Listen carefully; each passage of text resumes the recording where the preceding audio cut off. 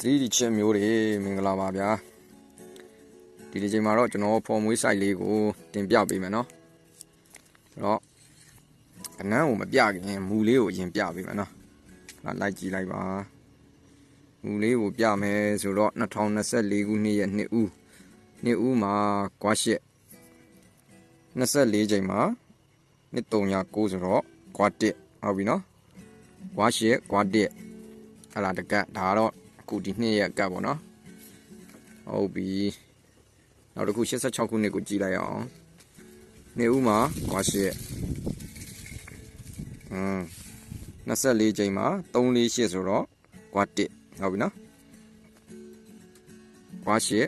ကွာ1ကနောက်ထပ်ရှိသေးတယ်ဗျ89ခုနှစ်ခုနှစ်မှာလဲကွာရှစ်နော်24ချိန်ကိုကြည့်ရအောင်ကွာ1ဟုတ်ပြီနော်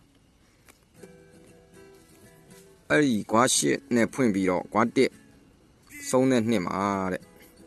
အဲ့ဒီနှစ်ရဲ့နောက်တစ်နှစ်မှာဟာဒီ84နှစ်ဆိုတဲ့ကဏ္ဍလေးရဲချပေးတတ်ပါတယ်နော်အကုန်လိုက်ကြည့်လိုက်တော့ဒီတစ်ခွက်တွေ့တယ်84နှစ်ပေါ့နော်ဟုတ်ပြီဒီကွာ